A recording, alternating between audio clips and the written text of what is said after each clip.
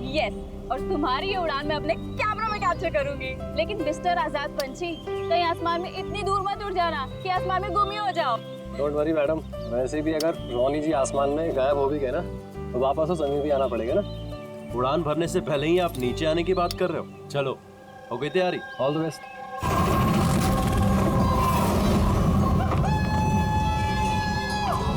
Yes, this is so much fun!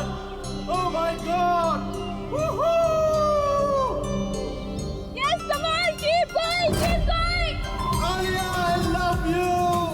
Ronnie, I love you too. वाह, लगता है काफी एक्सपीरियंस है इन उड़ान का। Of course, अमेरिका में उसने काफी एडवेंचर स्पोर्ट्स ट्राई किए हैं, पंजी jumping, paragliding and what not. बस इंडिया में कभी कुछ ट्राई नहीं किया था, और अब जब इंडिया में आए ही हैं हॉलिडे के लिए, तो क्यों ना कुछ ट्राई करें।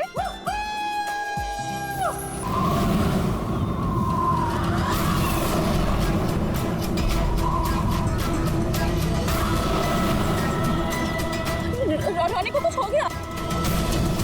जॉन से कुछ हो गया, देखो।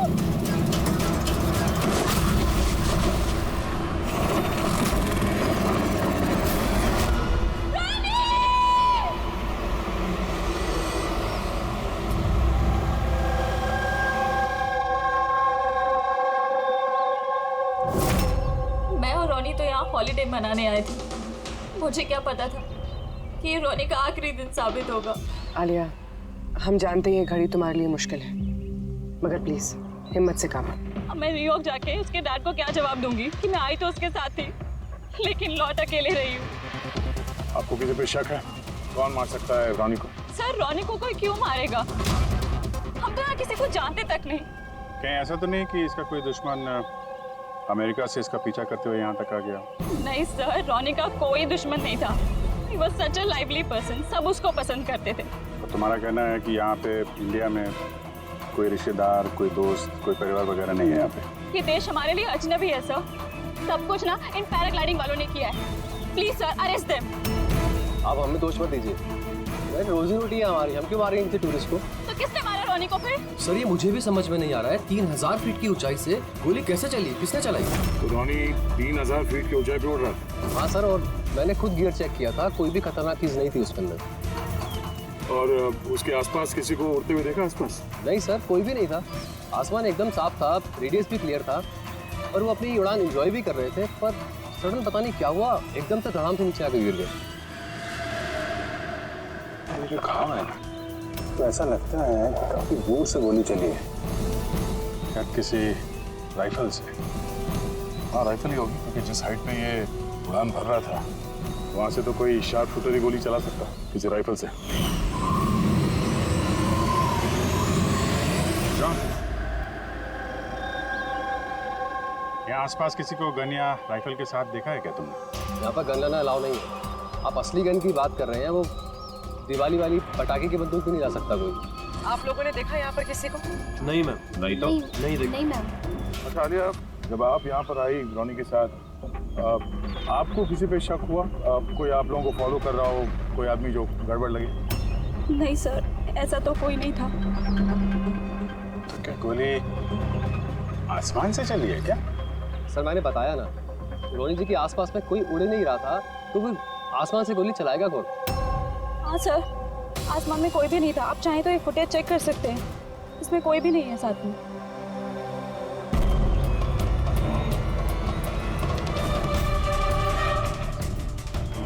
फुटेज में तो रोनी के आसपास दूर दूर तक कोई दिख नहीं रहा। सर, जमीन से नीचे से ऊपर किसी ने गोली नहीं चलाई। ये कह रहे हैं कि जब वो ऊपर उड़ा था तो कोई उसके आसपास नहीं था, तो ऊपर से भी गोली नहीं चला सकता। ये बताइए, ये गोली चली तो चली कहाँ से और किसने चलाई? कमाल है यार, इसका कोई दुश्मन नहीं है तो फिर इसको मारने के लिए इतनी प्लानिंग कौन करेगा? एक टेढ़ा केस लग रहा है। तो किसी टेढ़े आदमी को भेज देते हैं, टेढ़े सबूत, शायद उसे कुछ पता चल जाए।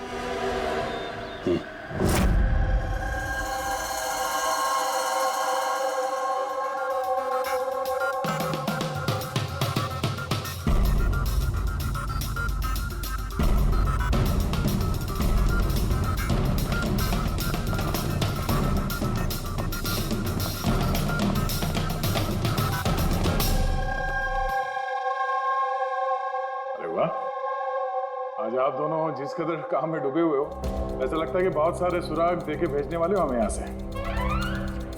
बहुत सारे सुराग? हाँ, और अगर एक भी नहीं मिला तो? सीधे सीधे बता ना, कोई सबूत मिला ही नहीं है, कोई सुराग ही नहीं मिला सिर्फ उस गोली के बारे में कुछ पता नहीं चला? इतना पता चला है कि भाई ऊपर से किसी यूएफओ ने गोली चलाई हो। यार सालों के क्या बच्चों जैसे यूएफओ की बातें करते हो। और ये क्या है, ये बता, हमें समझाने के लिए किया है क्या? हाँ बता। ये देखो बॉस, रॉनी ग्राउंड से 3000 फीट की ऊंचाई पर उड़ान भर रहा था और गोली लगी है उसे इससे भी ऊपर से, लगभग 1000 फीट की ऊंचाई से। और ये गोली 60 डिग्री के एंगल से लगी है उसे। मुझे तो सोच सोच के चक्कर आ रहे हैं। आसमान में ऊपर से कौन गोली चला सकता है रोनी पे, और वो भी कैसे? अभी ठहर जा, और चक्कर आएगा। बॉस, ये गोली लगभग 3 किलोमीटर की दूरी से चली। है ना, बड़ी अजीब बात है। गोली 3 किलोमीटर की दूरी से चलती है, 60 डिग्री में आती है, रॉनी के गले में घुस जाती है टेढ़ी। मतलब राइफल भी इस्तेमाल की है, बड़ी पावरफुल। बिल्कुल बॉस, राइफल भी पावरफुल है और गोली चलाने वाला भी पक्का निशानेबाज है। इतनी ऊंचाई पर हवा बहुत तेजी से बहती है और टेम्परेचर भी ऊपर नीचे होता रहता है, फिर भी उसका निशाना चूका नहीं, एकदम अचूक पॉइंट पे लगा। गोली चलाने वाला भी मंजा हुआ खिलाड़ी है सर, एक शार्प शूटर। बिल्कुल, और ऐसे शार्प शूटर आसानी से तो मिलते नहीं जो ऐसा कारनामा कर जाए। लेकिन सर हमने सारे वीडियोस देख डाले। जब रॉनी आसमान में था तो उसके आसपास ना तो कोई चॉपर था ना पैराशूट, आसमान एकदम साफ था सर। वही तो समझ में नहीं आ रहा है कि ये किलर, ये गोली चलाने वाला था कहाँ पर, जबकि सारा आसमान साफ था, मैं बादलों में छुप कर बैठा था। और सर वो गोली से क्या पता चला? कुछ नहीं मिला पूर्वी। मैंने बैलिस्टिक डिपार्टमेंट का पूरा डेटाबेस चेक किया, ऐसी गोली का तो कोई रिकॉर्ड ही नहीं है। सर, ये गोली जरूर कस्टम मेड बनवाई गई है। हाँ, अपने हिसाब से बना ली गोली, एक ऐसी गोली जो 3 किलोमीटर से चलती है और बिल्कुल निशाने पे लगती है। और सर अगर ये गोली इतनी जबरदस्त है तो इसकी राइफल भी काफी स्पेशल होगी। हाँ, एक काम करते हैं, ये गोली फायर आर्म्स विंग और बैलिस्टिक डिपार्टमेंट में भेजते हैं, देखते क्या रिपोर्ट आती है। अब ये जो भी कोई है इतने ऊपर चला गया खून करने के लिए, अब जल्द से जल्द इसे जमीन पर लाते हैं।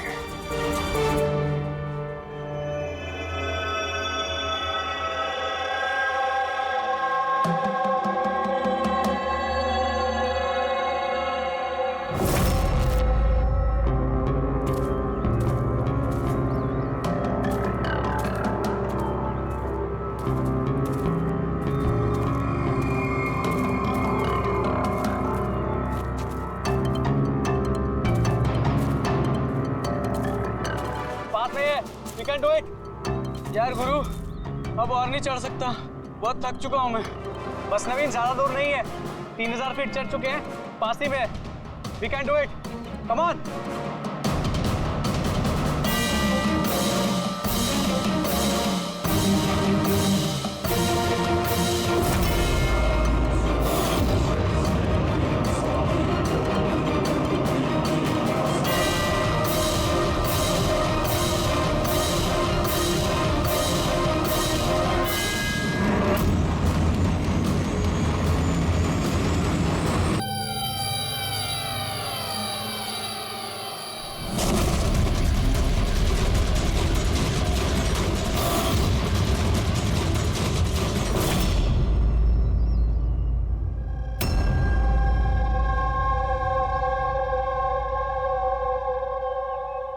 ऐसे लग रहा है जैसे रॉनी के मर्डर की फोटोकॉपी देख रहे हैं। 3000 फीट की ऊंचाई पे ठीक वैसे ही गोली मारी है सर के पीछे। इसको भी ऊपर से गोली। क्या आप लोग जब ट्रेकिंग कर रहे थे तो ये हितेन के पीछे भी कोई था क्या? नहीं सर, हितेन ही सबसे पीछे था सर। सर ये देखिए फुटेज। सर ये वही जगह जहाँ पे ये सब कुछ हुआ। कमाल है, पीछे तो सिर्फ खुला आसमान है, ऐसी कोई जगह दिख ही नहीं रही जहां से गोली चलाई जा सके। फिर इससे गोली कहां से लगी? दोनों केसेस में पता नहीं चल रहा है कि गोली चली कहां से है।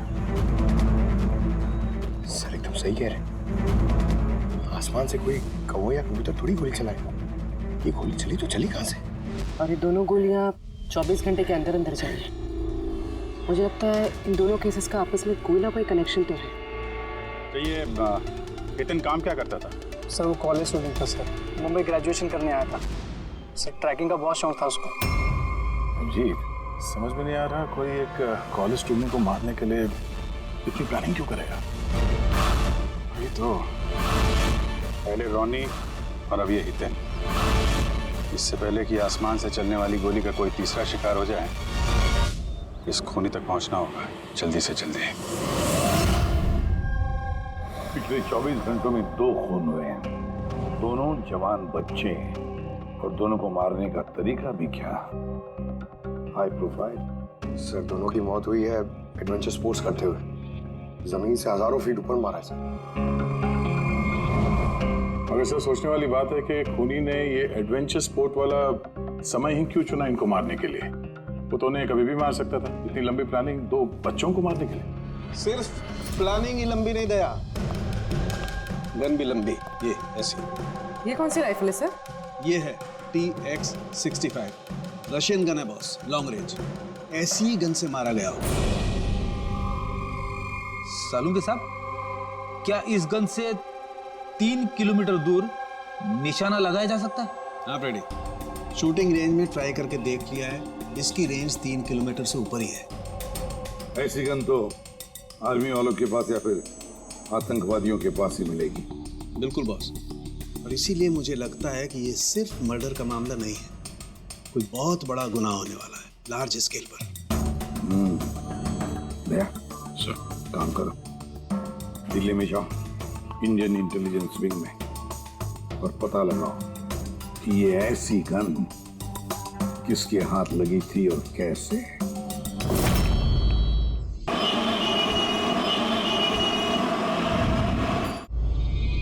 ये सारे खून इसी राइफल से हुए, और आप लोग तो जानते हैं ऐसी हाई प्रोफाइल राइफल सबके हाथ में तो लग नहीं सकती। आप बिल्कुल सही कह रहे हैं सर। और गौर करने की बात तो ये है सर कि ये राइफल कोई खरीदना भी चाहे तो खरीद नहीं सकता। ये 1 या 2 पीस नहीं बिकती, पूरा का पूरा अलॉटमेंट होता है। तो पिछले कुछ सालों में जो आतंकवादी हमले हुए हैं उसमें ये इस तरह के राइफल इस्तेमाल हुए थे? जी हाँ। तो आपको किसी आतंकवादी गिरोह पे शक है? जी हाँ, अगर हमारा अंदाजा सही है तो हम जानते हैं कि इसके पीछे किसका हाथ है। कौन? इलवारे जिले में कुछ समय पहले हमारी आर्मी ने बहुत सारे हथियार जब्त किए थे। उन हथियारों में ये वाली राइफल भी। हाँ प्रताप सर, सारे आतंकवादी मारे गए, उनमें से एक आतंकवादी बचकर निकल गया और हमने उनके सारे हथियार जब्त कर लिए। Well done Pratap sir. और जो आतंकवादी भागकर गया है उसके बारे में सारे पोस्ट को अलर्ट कर दो। तो ये काम उस आतंकवादी का हो सकता है जो बच के निकल गया था वहां से? जी हाँ, और हमारी इंफॉर्मेशन के मुताबिक ये आतंकवादी गिरोह जल्दी ही कुछ बड़ा करने वाला है। शायद ये उसी की शुरुआत हो। ये दोनों जुर्म कोई मामूली खून नहीं है, ये जरूर कोई बड़ी साजिश है, बड़ी साजिश, आतंकवादी हमले की साजिश।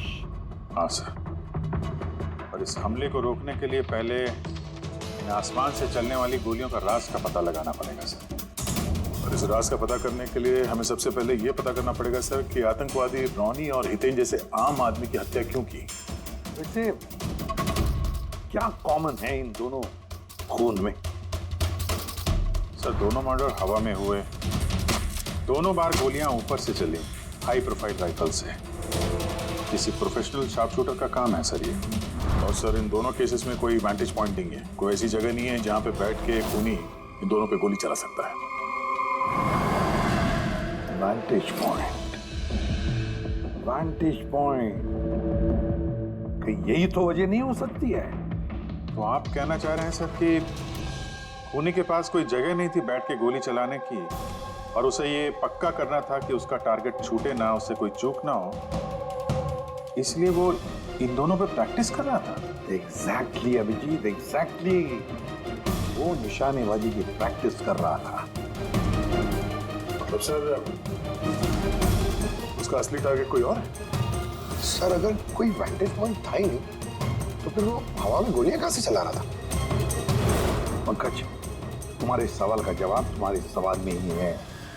ये बताओ कि मेरा मतलब है इंसान हवा में कैसे उड़ता है बिना पंखों के? सर एरोप्लेन से या फिर हेलीकॉप्टर से। बस तुम्हारा जवाब मिल गया। लेकिन सर वहाँ क्राइम सीन पे ऊपर आसमान में कोई चॉपर तो उड़ नहीं रहा था, ना ही कोई केबल कार थी वहां पे। दया कुछ और होगा, कुछ और होगा। अभिजीत, मैप निकालो। वहां उस पैराग्लाइडिंग और माउंटेनियरिंग कैंप के आसपास देखो। मेरा मतलब ऐसा कुछ है क्या जहां से आदमी हवा में उड़ सके? जंगल है और हाँ, ये 2 हॉट एयर बैलून रेंजेस भी हैं। कर देखो तुम, जहां पर खून है उसके आसपास कितने रेडियस में है ये? सर ये दोनों 60 किलोमीटर के रेडियस में है। एक बात तो पक्की हो गई, खूनी वहां पर उस हॉट एयर बलून में बैठा था और वहीं से उसने गोली चलाई 3 किलोमीटर की दूरी पे। सर अगर किसी को हॉट एयर बलून की सवारी करनी है तो पहले से बुकिंग करनी पड़ती है, कोई ऐसी नहीं जा सकता। कोई बात नहीं, तो वहां उस हॉट एयर बलून रेंज के ऑफिस में जाकर पता लगा कि ऐसा कौन सा टूरिस्ट था जिसने उन 2 दिनों में दोनों हॉट एयर बलून में सवारी की थी। ये टोटल 12 लोगों की लिस्ट है जो उस दिन हॉट एयर बलून में बैठे थे। कुछ लोग अलग बैठे थे और कुछ लोग ग्रुप बना के बैठे थे। तुम्हें कुछ याद है कि इनमें से कितने लोगों के पास कोई सामान या कोई बैग्स थे? या फिर कोई बदमाश जैसा दिख रहा हो? नहीं, बदमाश तो कोई नहीं लग रहा था, लेकिन एक बूढ़ी आंटी थी जिन्होंने बैकपैक रखे हुए थे और वो चश्मा और टोपी भी लगाई हुई थी। हाँ, हम भी हैरान थे कि इस उम्र में ऐसी ट्रैवलिंग का जज्बा। और जब फोटोज खींची जा रही थी तो वो शर्मा रही थी और अपना मुंह छुपा रही थी। ये बुढ़ी आंटी शार्प शूटर, सुनने में थोड़ा अजीब नहीं लग रहा है? हाँ सर, मैं ही पायलट हुई थी। 25 फरवरी को कुल मिलाकर सर मैंने 6 लोगों को एयर बैलून की सवारी करवाई थी और 2 लोगों को दिनेश ने सर। अच्छा, तो उनमें से कोई गड़बड़ टाइप का आदमी लगा या जिसके पास कोई सामान वगैरह हो? सर ऐसा तो कोई नहीं था। हाँ, एक बुजुर्ग आदमी था, पता नहीं बात बात पर क्यों चिल्ला रहा था। शायद उसका मूड खराब था या खड़ूस था शायद। उसके हाथ में कुछ सामान था क्या? सामान तो नहीं था। हाँ, बैसाखी लेकर चल रहे थे। बैसाखी लेकर चल रहे थे? तुम लोग की हिम्मत कैसे हुई मेरी तस्वीर लेने की बिना मुझसे पूछे? जरा भी तमीज है कि नहीं है? उड़ाओ उसे, उड़ाओ। अच्छा, फोटो खींचने पे नाराज हो गए? कितनी अजीब बात है ना सर। लोग हॉट एयर बलून पे रोज रोज तो बैठते नहीं हैं, तो वो खुद ही फोटो खिंचवाना चाहते हैं ताकि वो इस मेमोरी को हमेशा अपने पास रख सकें। और कोई खास बात याद है उनके बारे में? सब पता नहीं बतानी चाहिए या नहीं। नहीं नहीं, बोलो, जो भी याद है खुल के बताओ। उन्हें चलता देख के लग नहीं रहा था कि उन्हें बैसाखी की जरूरत होगी, पर फिर भी उन्होंने बैसाखी पकड़ रखी थी। अच्छा,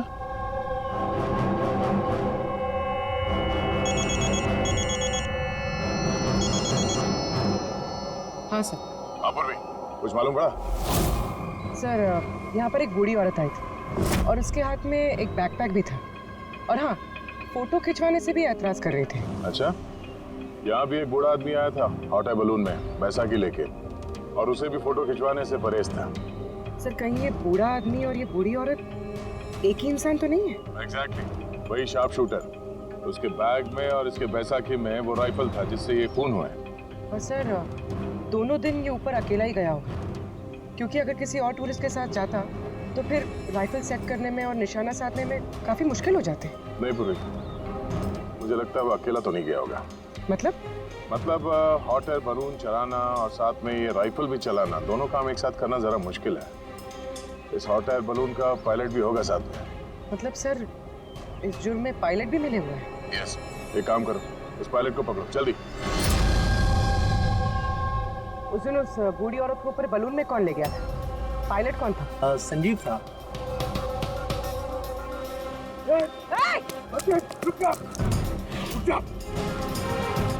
ना तुम मुझे मार पाओगे वरना ही उसे।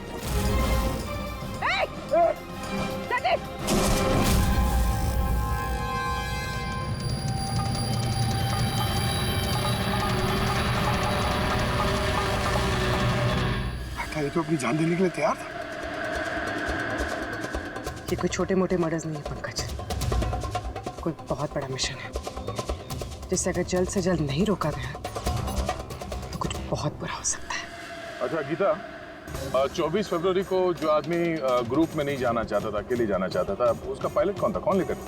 सोलो ट्रैवलर को तो दिनेश लेकर गया था। कमाल है दिनेश, इतनी देर से चुप बैठे हो, कुछ बोल ही नहीं रहे हो। तुम लोग मुझे पकड़ नहीं पाओगे।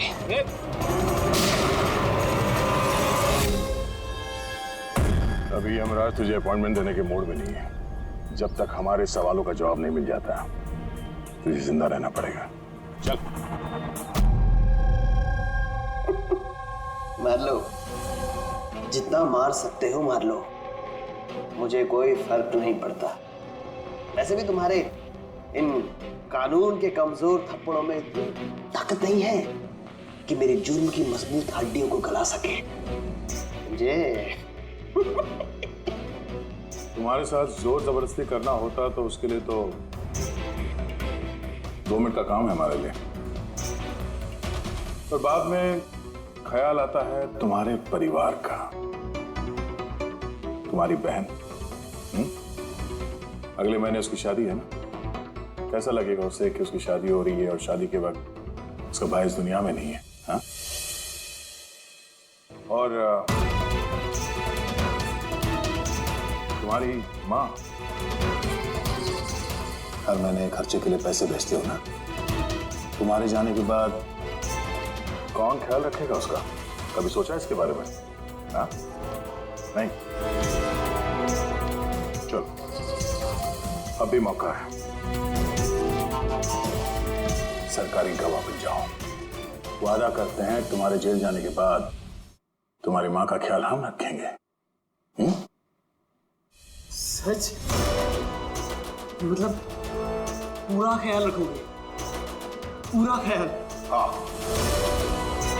तुम्हारी माँ का पूरा ख्याल रखेंगे। तुम बस ये बताओ कि किसके लिए काम करते हो? तुम्हारा बॉस कौन है? बता दो, पक्का बता दो? हाँ बताओ। मैं जिसके लिए काम करता हूं ना, मेरा बॉस है सर, उसका नाम है एसीपी प्रद्युम्न।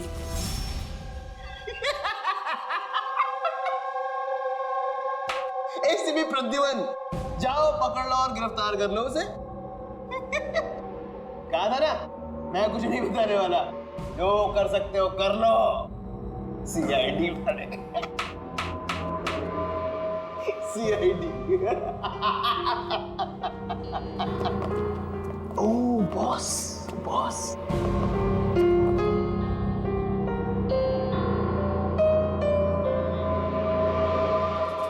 कोई बात नहीं, कुछ मत बताना। अब हम ना तुमसे कुछ पूछेंगे, कुछ बताने के लिए तुम पर जोर जबरदस्ती करेंगे, कुछ नहीं, सिर्फ एक करेंगे, हम तुम्हें सोने नहीं देंगे। सोने नहीं देंगे? वैसे भी मैं अगर जागता रहा तो मैं कुछ बताने नहीं वाला हूं आप लोगों को। कोई जरूरत नहीं, कुछ मत बताओ, पर सोने नहीं देंगे तुम्हें। ओके? यार दया, मैंने तो सुना है कि आदमी खाने पीने के बगैर तो काफी दिनों तक सरवाइव कर सकता है, लेकिन सोए भी नहीं।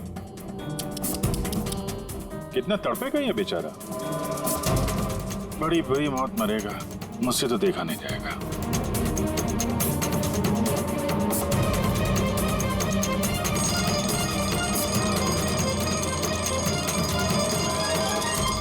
समय काटने के लिए आसानी होगी, हाँ? अपनी जिंदगी के आखिरी पल अपनी आंखों के आगे गुजरते हुए देखो, ठीक है? Thank you. सोने मत देना इसको।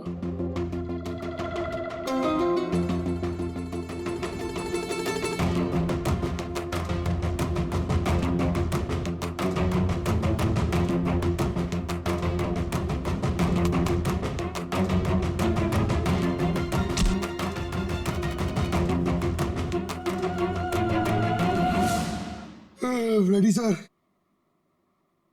अरे कहाँ हो यार?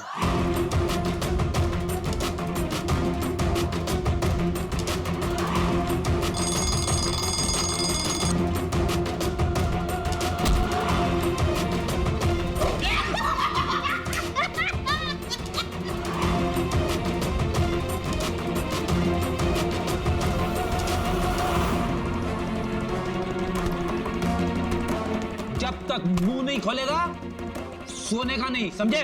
5 मिनट में नहीं। नहीं 1 मिनट। 1 मिनट तो सोने दो। 1 सेकंड। सोऊंगा नहीं। नहीं सोऊंगा बिल्कुल नहीं। बिल्कुल नहीं सोऊंगा।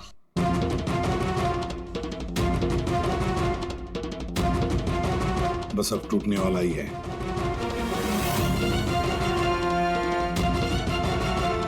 सब बकना शुरू कर देगा अभी।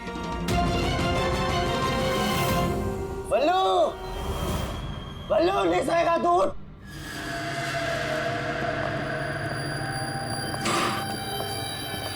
क्या सोना चाहता है? तो सोने देंगे ना भाई, क्या प्रॉब्लम है? चलो हम सोने देंगे तुम।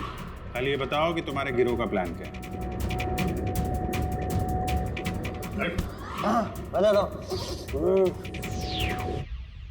मेरा नाम दिनेश नहीं है। मेरा नाम मेरा नाम बल्लू है। दिनेश नहीं है मेरा नाम। और मुझे स्पेशली इसी मिशन के लिए तैयार किया गया था। और जो मर्डर हुए थे ना, वो प्रैक्टिस थी। हमारा असली मिशन है उसको मारना। और स्टीव, क्या नाम है उसका? Steve Mulder. स्टीव मल्डर, वो इंटरनेशनल पीस मीडिएटर, शांति दूत जो हमारे देश आया है, दुश्मन देशों के बीचों शांति का करार करवाता है, आतंकवाद बंद करने के लिए। इसी भी हम नहीं चाहते कि आतंकवाद कभी रुके। और स्टीव मल्डर तो मरेगा, तुम लोग कुछ नहीं कर सकते। और तो कर भी लोगे ना, उसको बचा भी लिया ना, और स्टीव मल्डर को खत्म कर देंगे हम। हमारा जो शार्प शूटर है ना, एकदम रेडी। कहाँ मारने वाले और कब?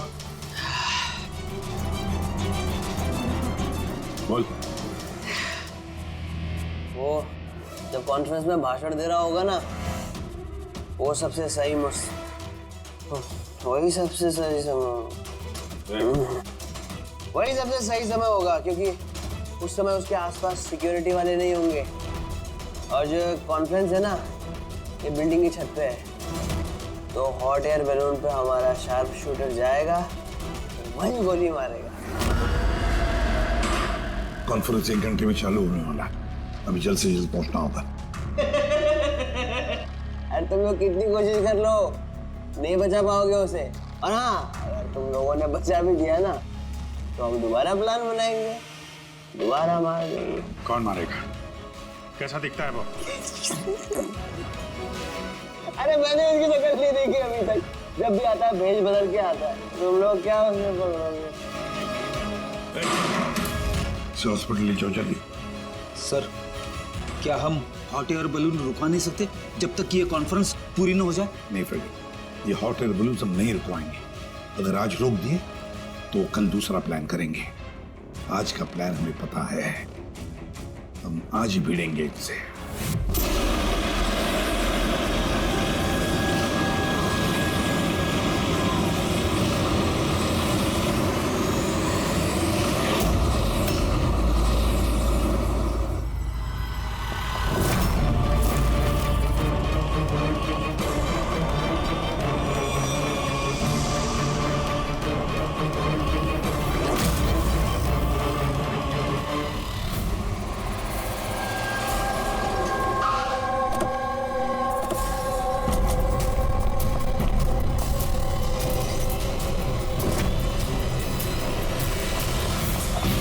CID, मिस्टर स्टीव मल्डर का है। ऊपर कॉन्फ्रेंस में। हमें ले चलो उनके पास, जल्दी हरी।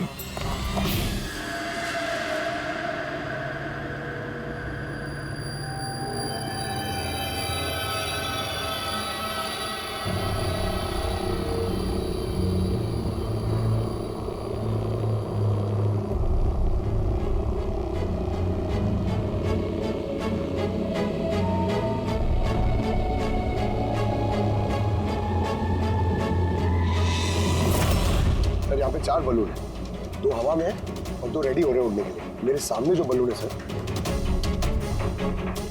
उसमें एक कपल है और वो लड़के के पास एक बैकपैक है। नजर रखो उन पे, कौन कौन आ रहा है, कौन कौन जा रहा है, सब पे ध्यान रखना। ओके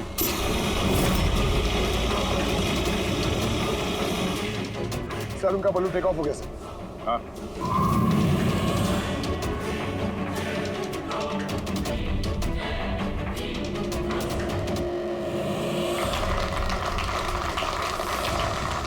इस दुनिया में टेररिज्म क्यों है? ये क्वेश्चन बहुत जरूरी है। और ये टेररिज्म तभी स्टॉप हो सकते हैं जब सभी देश भाई भाई की तरह साथ रहें। टेररिज्म को जड़ से उखाड़ फेंकना होगा हम सबको।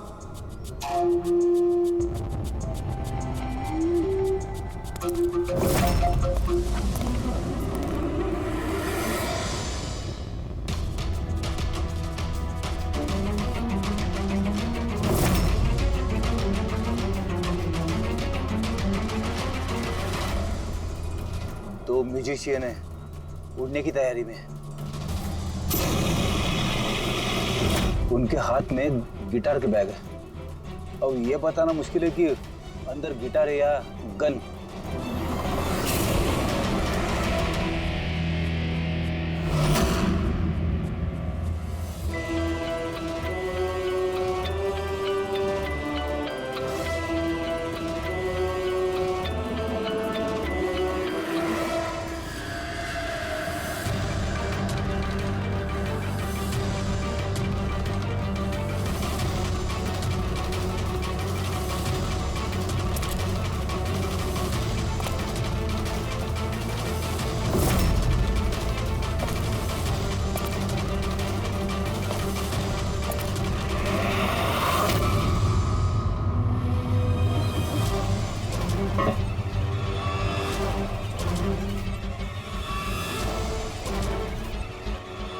सर, और एक आदमी आया है, उसके पास एक बैकपैक और एक क्रच है।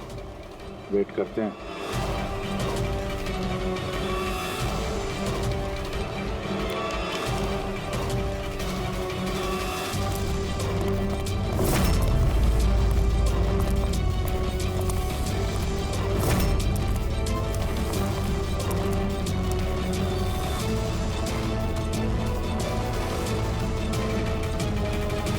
सर, कैमरा क्रू वाले आए हैं, उनके पास 2 बैग है।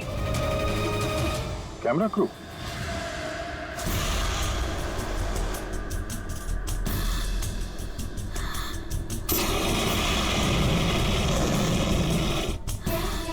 उन्हें नजरों से ओझल होने मत देना। नजर रखो उन पे।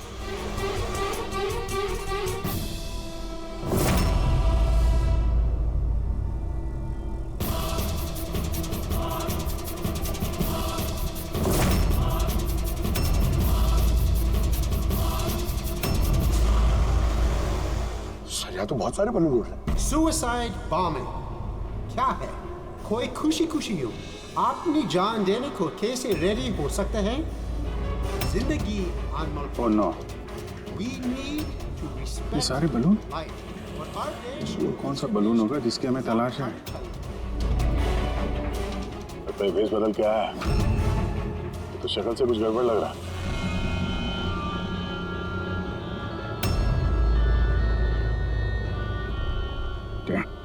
गिटार वाले पे नजर रखो। अपनी गलतियों से सीखना चाहिए हमें, ताकि World War I और World War II जैसे ये तो गिटार है। चल क्या रहा है ये? ऊपर जाके ये लोग म्यूजिक बजाने वाले हैं क्या? बाकी तो सारे बलून्स निकल गए, एक रह गया। मतलब सर इस बलून में हमारा sharp shooter. Wait and watch. मतलब सर इस बलून ने हमारा शार्प शूटर ये अपनी जगह से हिल रहा है। Camera crew. सर ये कहाँ गायब हो गया?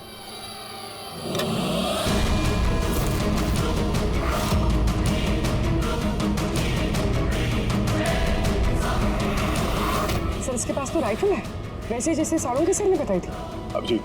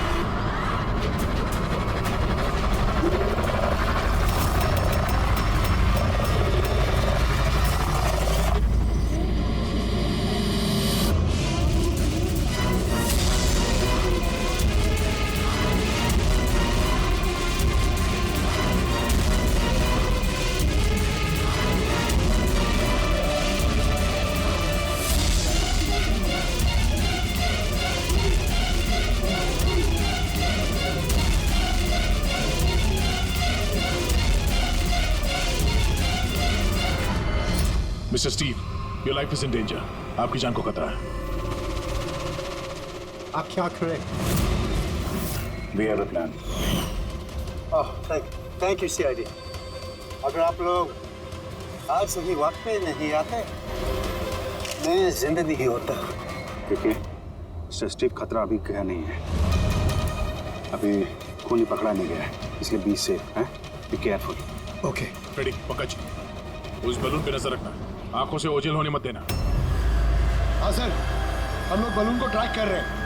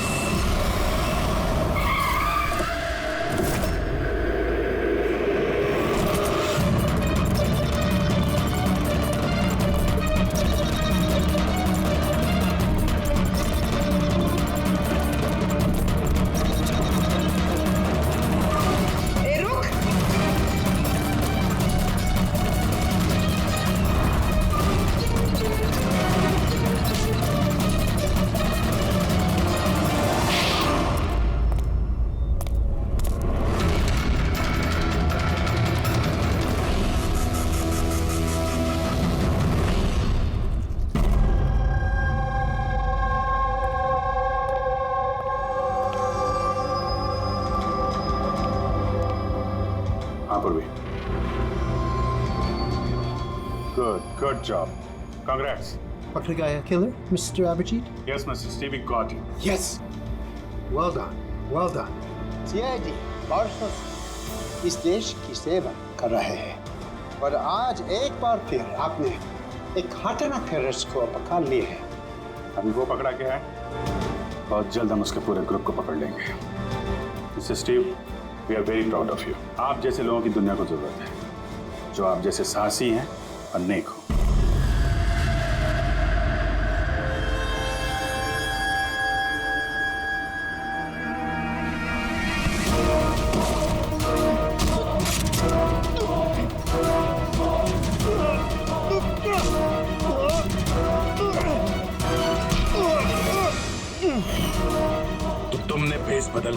रॉनी और हितेन का खून किया था। तो मिस्टर शार्प शूटर, अब जेल की उड़ान भरना फांसी पे छोड़ते हमें समझा? तुम्हें क्या लगता है तुमने मुझे पकड़ लिया तो स्टीव जिंदा बच जाएगा? कभी नहीं। हमारी तादाद इतनी ज्यादा है कि तुम्हारा कानून हमें ढूंढते ढूंढते थक जाएगा, लेकिन हम खत्म नहीं होंगे। खत्म होगा तो तुम्हारा ये देश। एक खटमल हमारे देश पे बुरी नजर डालने वाले आए और चले गए। जानता है हमारे देश को आजाद हुए कितने साल हो गए? 70 साल। और पिछले 70 सालों में हमारे देश के वीरों ने न जाने कितने आतंकवादियों का खात्मा किया है। आज तेरी बारी है, कल तेरे साथियों की बारी होगी। हमारा देश रहेगा और खुशहाल रहेगा। और अगर इस देश से किसी चीज का खात्मा होगा, वो है आतंकवाद। समझा? आतंकवाद।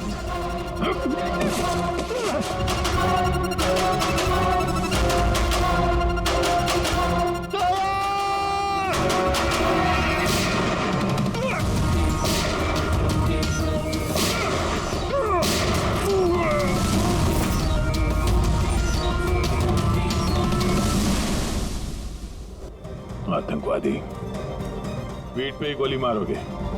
हम लोग यहाँ खाते गोली, यहाँ।